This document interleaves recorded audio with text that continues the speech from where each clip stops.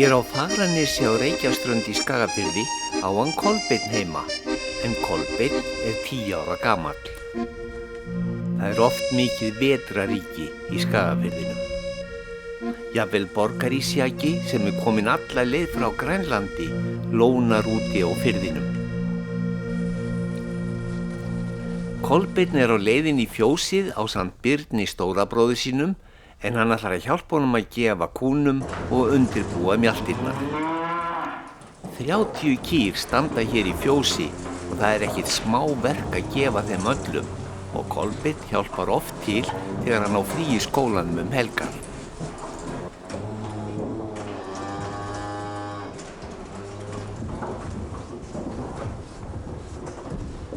Það eru sérstaklega kálfarnir og kvígurnar sem eru gráðug og geta vart beðið eftir því að fá ilmandi heyið sem Kolbeinn sækir í hlöðuna.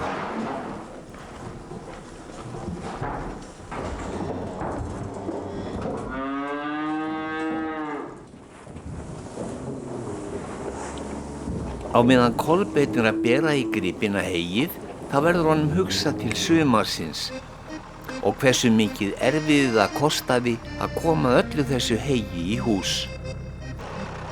Baggarnir eru nefnilega ansi þungir og maður svitnar ærlega þegar verið er að kasta þeim upp í vagnin.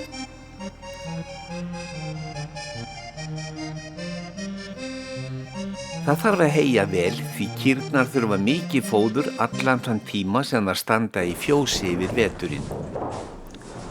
Það er nóg að gera í fjósinu fyrir Kolbeinn.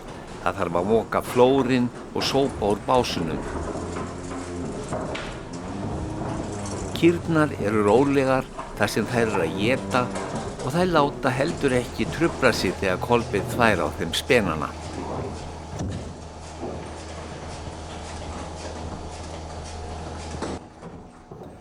Það verður að þvo spenana vandlega áður en kýrnar eru mjólkaðar.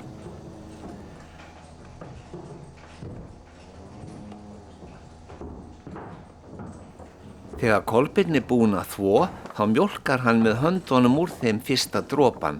Þannig er hægt að koma í veg fyrir að nokkur óhreinindi komist í mjólkina. Þetta gerir Kolbeinn við hverja kú sem á að mjólka.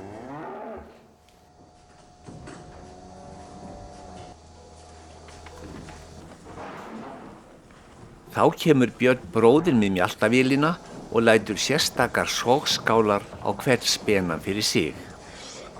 Brana, en svo heitir kýrin, er ekki alls kostar sátt við að láta mjólka sig og Kolbeinn reynir að róa hana með því að strjúka henni.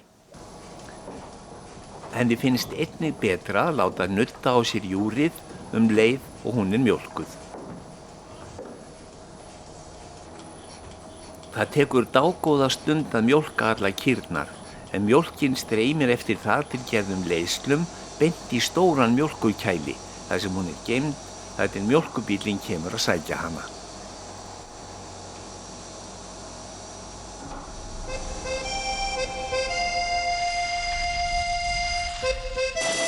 En Kolbeinn hefur lokið dagsverkinu og er feginn að fá smá tíma til að renna sér á sleðanum sínum.